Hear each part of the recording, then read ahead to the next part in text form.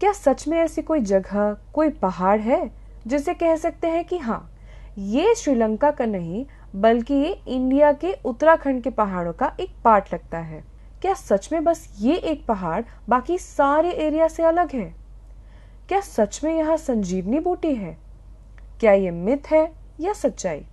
चलिए पता लगाते हैं।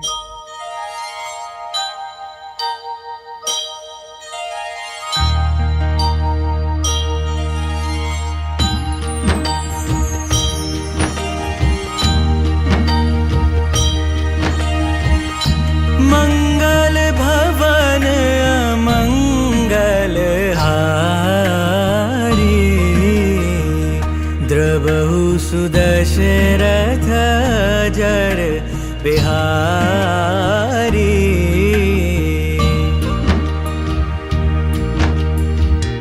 सीताराम चरित अति पावन, मधुर सरस अरु अति मन भावन।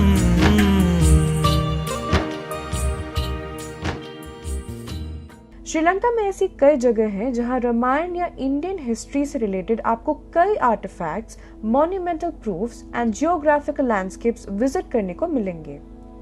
ऐसे ही दो जगह जिनका सीधा कनेक्ट इंडिया से है, मैं विजिट करने वाली थी अपने श्रीलंका रोड ट्रिप के पहले फेज में। हमने अपने रोड ट्रिप के फर्स्ट पार्ट की शुरुआत करी थी फ्रॉम ताज समुद्र इन कोलंबो। पूरे दिन में हम 3 पिट स्टॉप्स कवर करने वाले थे। कोलंबो से हमने 3 घंटे का सफर तय किया टू रीच रिद्धि विहारा।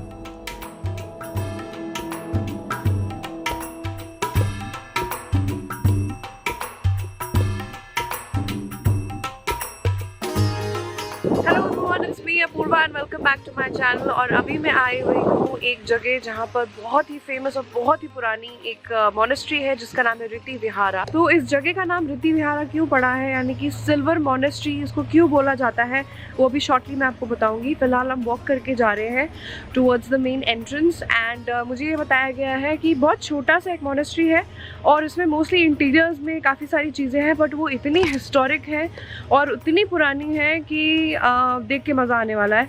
तो चलिए चलते हैं एंड चेकआउट करते हैं इस मोनेस्ट्री को जिसका नाम है रिद्धि विहारा।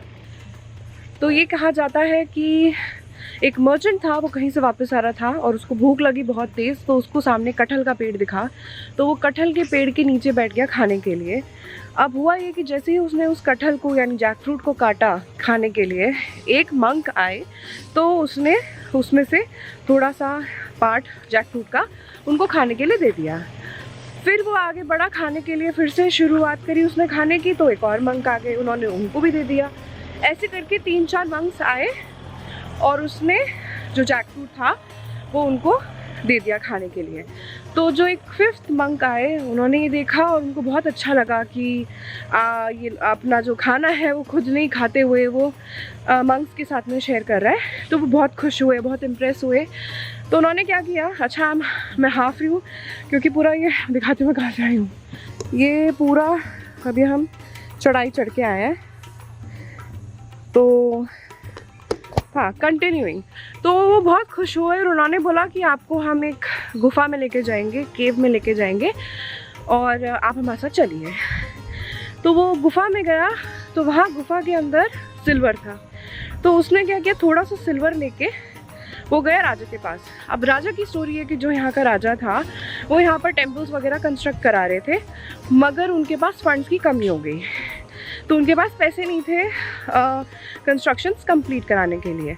तो जब ये मर्चेंट राजा के पास में सिल्वर का कॉइन, सिल्वर जो उन्होंने इस गुफा में से लिया था वो उनको जाके दिखाया, उनको बताया कि देखिए ऐसे एक केव है, उसके अंदर सिल्वर अवेलेबल है। तो किंग ने अपने लोगों को भेजा, उस केव में सिल्वर की माइनिंग कराई और उस सिल्वर को बेच के उन्होंने जो भी आर्किटेक्चर्स, मंदिर वगैरह जो भी वो बनवा रहे थे वो कंप्लीट कराए।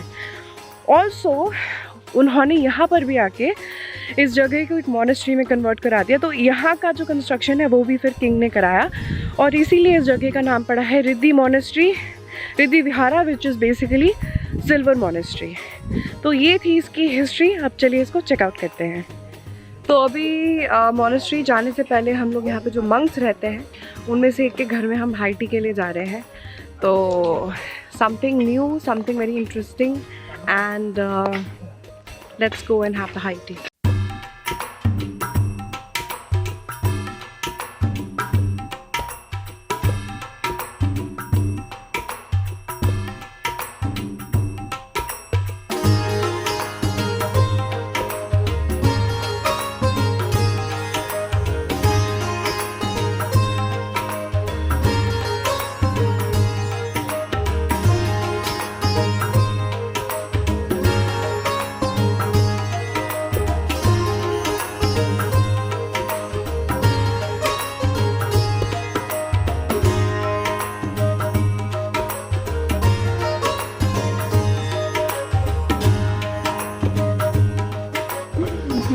तो ये traditional Sri Lankan style high tea हम कर रहे हैं यहाँ पे। और अभी मैं ट्राई करने वाली हूँ यहाँ का श्रीलंकन पैनकेक, जो देखने में तो बहुत टेम्पटिंग लग रहा है। खा के देखते हैं कैसा है।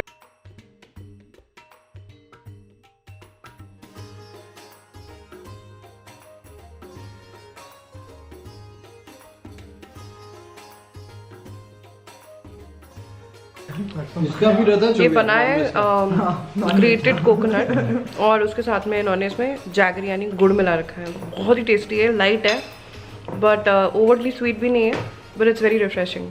तो ये आप यहाँ पर श्रीलंकन पैनकेक ज़रूर ट्राई करिएगा।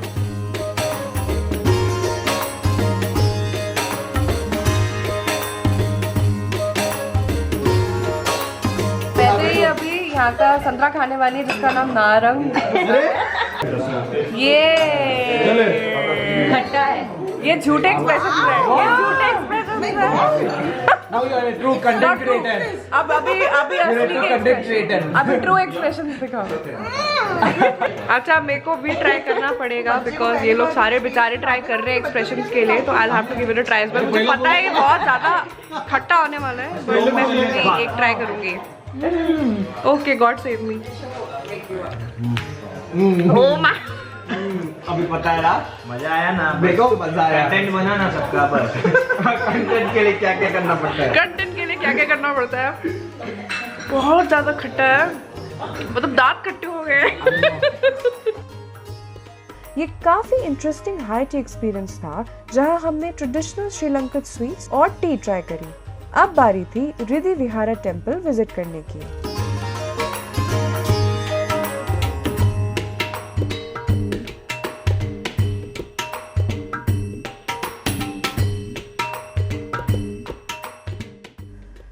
जब आप रिद्धि विहारा के मेन टेम्पल कॉम्प्लेक्स की तरफ बढ़ेंगे तो सबसे पहले आप पहुंचेंगे यहाँ वारका वेलांदु विहारा।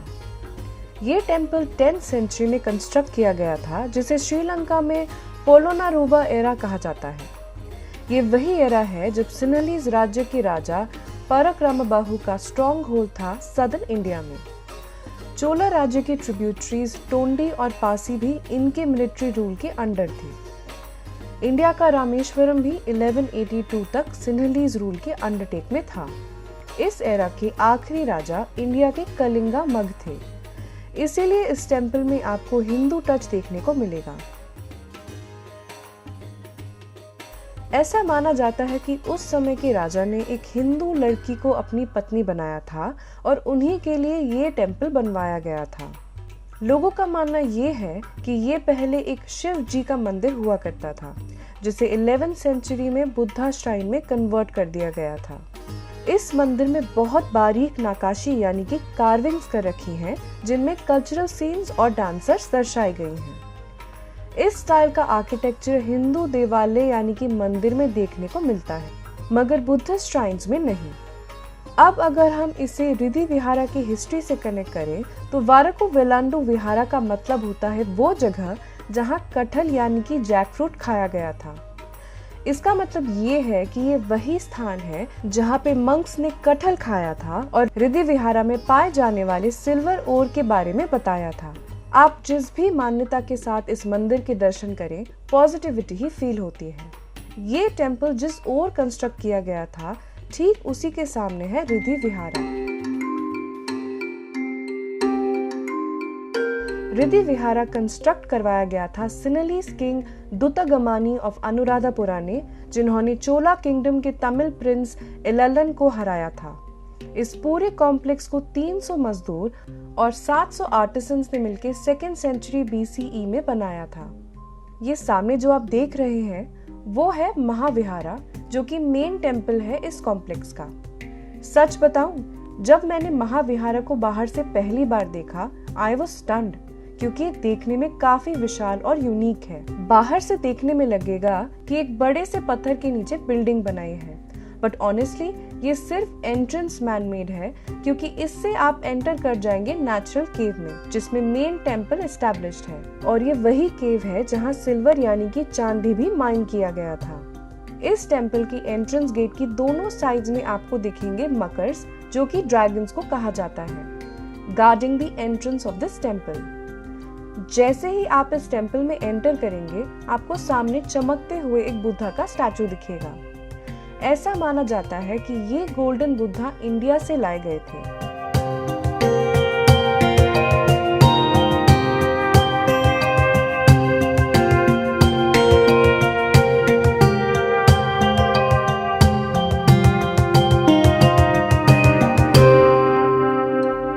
ये भी कहा जाता है कि ये वही जगह है जहां सिल्वर सबसे पहले मिला था।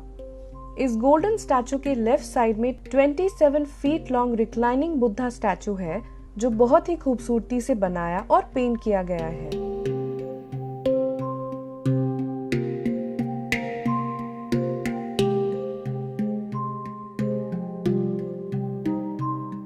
और जस्ट उसके साथ है विष्णु भगवान की एक मूर्ति।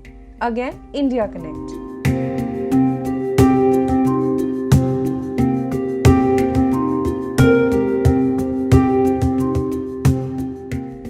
रिक्लाइनिंग बुद्धा स्टैचू के ठीक ऑपोजिट उनकी ही 5 और कलरफुली पेंटेड मूर्तियां हैं। जरा ये 2nd सेंचुरी BCE की वॉल म्यूरल्स तो देखिए, कितनी बारीकी से बनाई गई हैं और जिनकी छाप अभी तक है। ऐसे कई टाइल्स डच ट्रैवलर्स ने किंग कीर्ति श्री राजसिंघा को 1700 AD में गिफ्ट किए थे, जो जीसस क्राइस्ट की लाइफ से जुड़े किस्सों का विजुअल प्रेजेंटेशन है।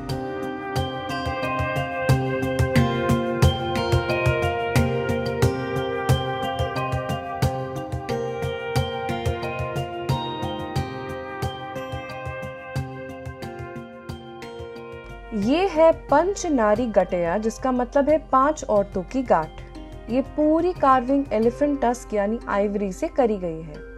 किंग कीर्ति आइवरी कार्विंग को रॉयल्टी और हाई सोसाइटी का सिंबल मानते थे और इसीलिए उन्होंने ये कार्विंग्स यहाँ करवाई थी। रिद्धि विहारा में बहुत कुछ है देखने और एक्सपीरियंस करने के लिए, इसीलिए आप जब भी यहाँ आए तो एटलीस्ट 1 से 2 घंटे जरूर स्पेंड करें, क्योंकि बहुत डिटेल्ड आर्टिफैक्ट्स और आर्ट कल्चर आपको यहाँ देखने को मिलेगा ऑफ डिफरेंट एराज। बहुत सारी पॉजिटिव वाइब्स लेके हम बढ़े अब आगे हमारे 2nd मेन डेस्टिनेशन की ओर। बट वहाँ पहुँचने से पहले हमें 2 घंटे का सफर तय करना था to reach Habarana village by Cinnamon. मेरे इस होटल स्टे का व्लॉग आप मेरे आने वाले नेक्स्ट वीडियो में देख सकेंगे, क्योंकि वो एक पूरा व्लॉग बस इस होटल को डेडिकेटेड होगा। यहाँ का स्टे कैसा था, खाना कैसा था, प्राइसिंग कैसी है, एटसेट्रा एटसेट्रा। तो इस वीडियो का वेट जरूर करिएगा। यहाँ चेक इन करके हमने फटाफट लंच किया और फिर निकल लिए रितिगाला की ओर।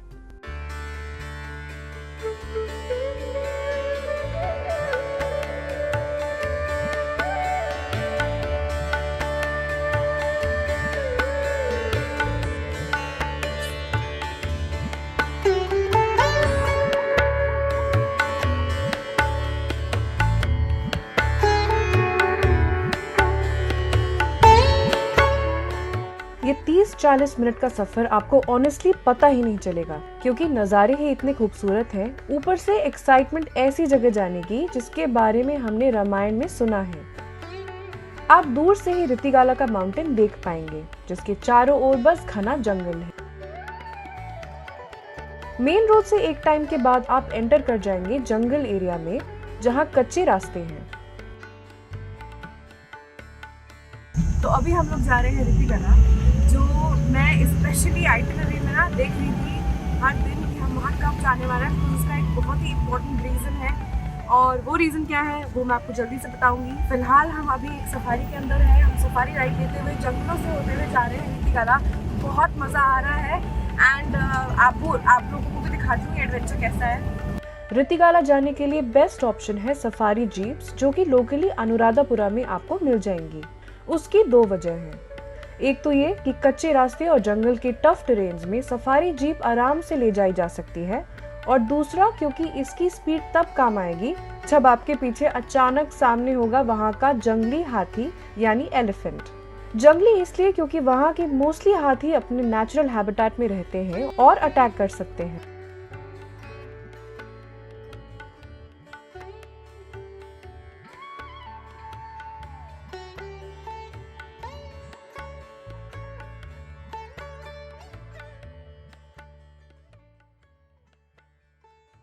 तो मैं आ गई हूँ रीतिगला मोनेस्ट्री, जो हिस्टोरिकली 2500 इयर्स ओल्ड मोनेस्ट्री का पार्ट है। और इस पहाड़ पे मोनेस्ट्री के अलावा काफ़ी सारे मंक्स हैं जो आज भी बसते हैं, मेडिटेशन कर रहे हैं टू अटेन निर्वाणा। उसके अलावा माइथोलॉजिकल इम्पोर्टेंस भी बहुत ज़्यादा है यहाँ पर। ऐसा माना जाता है कि जब हनुमान जी इंडिया से संजीवनी बूटी के लिए जो वो पहाड़ लेके आए थे श्रीलंका में लक्ष्मण भगवान के लिए, तब उस संजीवनी माउंटेन का एक पार्ट यहाँ पर गिर गया था। बेसिकली माना जाता है श्रीलंका में वो संजीवनी माउंटेन के 5 पार्ट्स हैं, उनमें से एक पार्ट जो है वो ये है।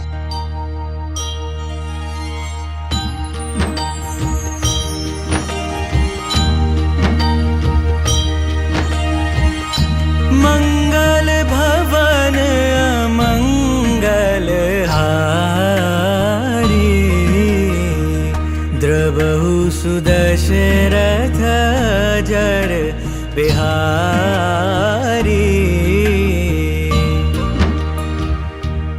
रीतिगला माउंटेन अप्रोक्सीमेटली 6.5 किलोमीटर की लेंथ में फैला हुआ है। 2513 फीट अबव सी लेवल होने के कारण ये पूरे श्रीलंका का सबसे ऊंचा पहाड़ भी है। Chronicle Mahavamsa, somewhere in 3rd century, 4th century BC, the kings occupied this place as a place where they gathered for the war. Charm ये बता रहे हैं कि 2nd सेंचुरी बीसी में अशोका के बेटे अराहत महिंदा श्रीलंका आए थे और उन्हीं से शुरू हुआ था बुद्धिज्म इन श्रीलंका, और वो बन गए थे श्रीलंका के सबसे पहले मंक। रीतिगला में उन्होंने कई साल मेडिटेशन करी और इसी कारण वहाँ बहुत से मंक्स आकर बसने लगे मेडिटेशन करने के लिए, और इस तरह रीतिगला पूरे श्रीलंका की सबसे पहली बुद्धिस्ट मॉनेस्ट्री एस्टैब्लिश हुई। जियोग्राफिकली बात करें तो अनुराधापुरा शहर एक ड्राई लैंड है, जबकि रीतिगला का पहाड़ रेन फॉरेस्ट लैंड है। रीतिगला की हवा में नमी है तो अनुराधापुरा शहर की हवा में ड्राइनेस। रीतिगला का टेम्परेचर ठंडा और अनुराधापुरा का टेम्परेचर गर्म। दिसंबर से लेकर फरवरी तक सिर्फ यही एक पहाड़ है जहां बारिश सबसे ज्यादा होती है, जबकि इसके आसपास के कई किलोमीटर्स तक ड्राई जोन यानी कि सूखी जमीन पाई जाती है। इस पहाड़ के टॉप का टेम्परेचर 18 से 12 डिग्रीज के बीच में ही रहता है और काफी ठंडा होता है। Especially when it comes to the Ramayana, is why it's important because there's a great belief, strong belief that this is part of the Sanjeevani mountain.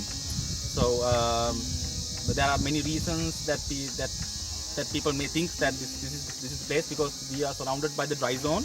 Right. But suddenly this mountain, this रीतिगला mountain, it shows the significance of a rainforest significance is here.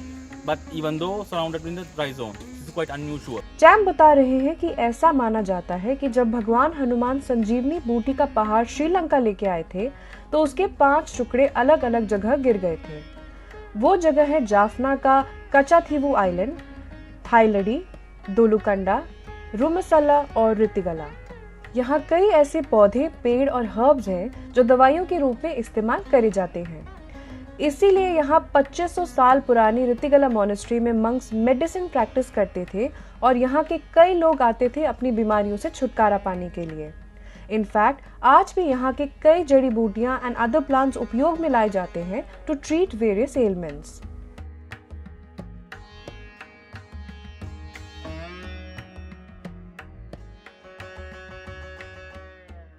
ये reservoir king Pandu काभ्या ने 437 और 367 BC के बीच में construct करवाई थी।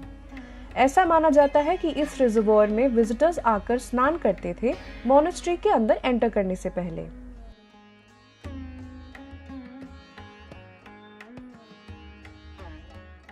Main monastery तक पहुंचने के लिए आपको पत्थर से बनी सीढ़ियां मिलेंगी, जिससे ये पता चलता है कि भारी मात्रा में लोग यहाँ आते थे मोक्ष प्राप्ति के लिए, तो कई आते थे अपनी बीमारियों का इलाज करवाने के लिए।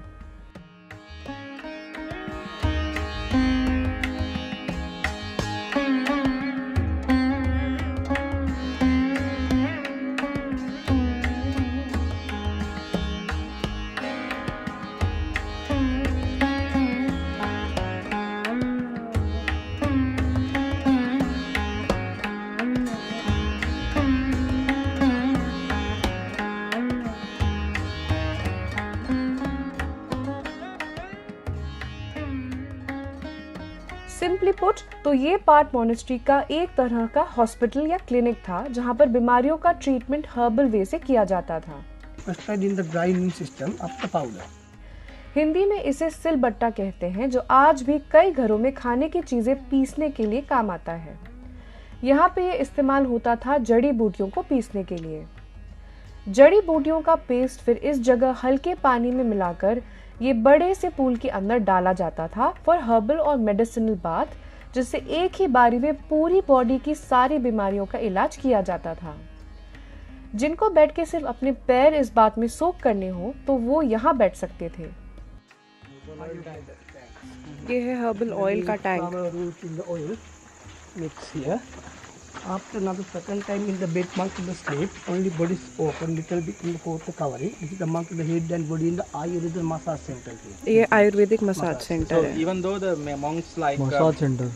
they have done the meditation full time, that they've been monk and then finding enlightenment, so they need to have this kind of therapy to maintain the good health.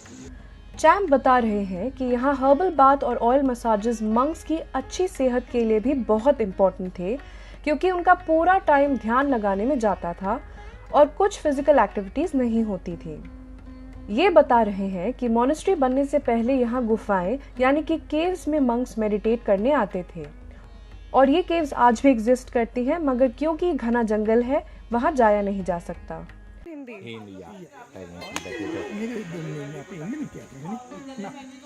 This is the national tree of Sri Lanka called Na. ये सिर्फ एक monastery नहीं बल्कि पूरी Buddhist university थी, जहाँ library और factory जैसी बिल्डिंग्स भी कंस्ट्रक्ट करी गई थी। वाकई में आपको रितिगाला खुद विजिट करना पड़ेगा to experience what I experienced. यहाँ की शांति ही कुछ अलग है, और यहाँ आकर ऐसा लगता है मानो मैं कितने ही हजारों साल पुराने टाइम में टेलीपोर्ट हो गई हूँ। और इस पहाड़ का रामायण कनेक्ट सुनकर तो मैं और भी ज्यादा खुश हो गई थी। सूखी जमीन पर भारी बारिशों वाला पहाड़, जिसे साइंटिस्ट भी नहीं समझ सके हों, तो ये तो एक चमत्कार ही हो सकता है ना। रामायण का एक जीता जागता सबूत, जो साबित करता है कि रामायण बस एक कथा ही नहीं बल्कि हिस्ट्री का एक रियल पार्ट है। मन तो था कि मैं यहाँ और टाइम स्पेंड करूं, बट जैसा आप किसी भी जंगल में सूरज ढलने के बाद नहीं रहते हैं, वैसे ही यहाँ भी हमें इंस्ट्रक्ट किया गया था कि सनसेट से पहले ही रोशनी में हम वापस अपने जीप्स पे पहुंच जाएं। घना जंगल होने के साथ साथ यहाँ जंगली जानवर भी हैं, जैसे कि हाथी, स्लॉथ बेयर यानी कि भालू, और वाइपर स्नेक्स जैसे डेंजरस रेप्टाइल्स भी। तो सबकी अच्छाई इसी में थी कि हम टाइम से वापस अपने होटल की ओर निकल पड़े। अगर मुझे वापस रितिगाला जाने का मौका मिला तो मैं यहाँ सुबह जल्दी जाना पसंद करूंगी, ताकि कुछ और वक्त बिता सकूं इस संजीवनी पहाड़ की छाव में। अनुराधापुरा में काफी hotels, resorts and guest houses हैं, तो आप यहाँ स्टे करके नेक्स्ट डे मॉर्निंग में हाफ आवर की ड्राइव से रितिगाला विजिट कर सकते हैं। रितिगाला के अलावा यहाँ पर कुछ और भी बहुत फेमस माउंटेन्स हैं, जिनमें से एक का अनऑफिशियल रामायण कनेक्ट भी है। इंडियंस मानते हैं कि ये रावण की सोने की लंका है, मगर श्रीलंका में माना जाता है कि ये वहाँ के राजा कश्यप का महल था। ये सच जानने के लिए मैंने चढ़े 1200 स्टेप्स, तो फिर वो ब्लॉग भी अपने में स्पेशल होना चाहिए ना। अगर आपको ये वीडियो पसंद आई है तो इस वीडियो को लाइक जरूर करिएगा, और मुझे कमेंट करके जरूर बताइएगा कि क्या आप मानते हैं कि ऋतिकला संजीवनी बूटी के पहाड़ का एक अंश है, या ये बस एक कोइंसिडेंस है? अपने फ्रेंड्स एंड फैमिली के साथ इस वीडियो को जरूर शेयर करिएगा ताकि वो भी जान सके ये यूनिक रामायण कनेक्ट वाली श्रीलंका की जगह के बारे में। और अगर आपने अभी तक मेरे चैनल को सब्सक्राइब नहीं किया है तो आई एम श्योर ये वीडियो देख के तो आप पक्का मेरे चैनल को सब्सक्राइब कर लेंगे। अगले हफ्ते मैं फिर आऊंगी एक और वीडियो के साथ। This is me Apoorva from Streelogy signing out.